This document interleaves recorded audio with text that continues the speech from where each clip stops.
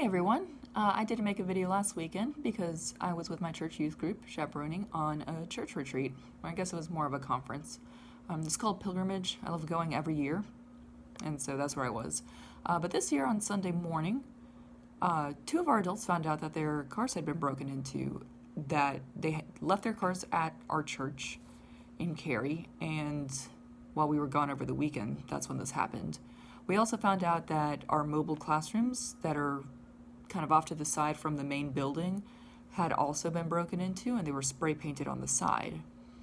We didn't really tell most of the kids what was going on just yet, although when we were heading home, the associate pastor planned to meet us there to kind of come on the bus once we got home and go over what happened. Now, among the adult leaders, we were kind of getting messages from people at the church about what happened. And they wouldn't really tell us exactly what was spray painted, but later on we found out that they were racist and sexist messages. I actually, after we got home and everything, I saw pictures of it on Facebook, and I kind of wish I hadn't. I wish that we wouldn't keep putting those forward, but yeah, that's what it was.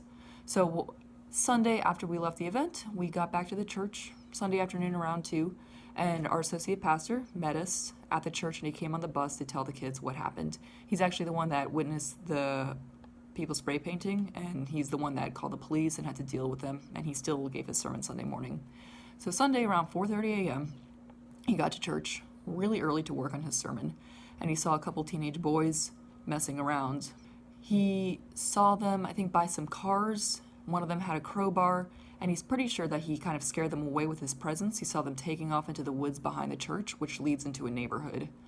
And that's also why we think only 2 of the cars were damaged, and why more weren't broken into or more wasn't done to the church itself.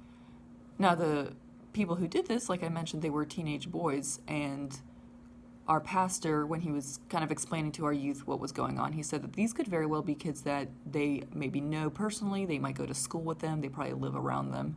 And he told them that he was going to issue our kids a mission. At first I thought maybe he was going to say, keep an ear out to see if anyone mentions what had happened. But instead he told them that he wanted them to just be kind, to show kindness to other people.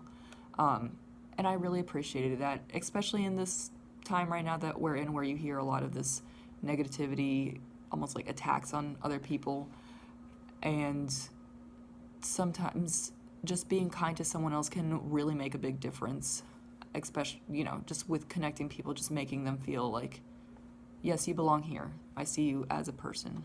I'm not really sure what the motivation was of these teenagers vandalizing the church. It could very well have been as simple as they just wanted to do something they weren't supposed to, go out at 4:30 in the morning, spray paint a church. But even though our church is mostly white, our lead pastor is a black woman, and there have been people in our church involved in the larger area of Methodist churches where they've been working to create spaces where there can be dialogue about race. There have been movie screenings hosted at my church and local churches related to race and things like that. But again, I don't know if these boys were aware of that.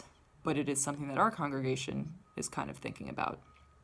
Now, I'm aware that racism is alive, and especially in this day and age, you can see it a lot.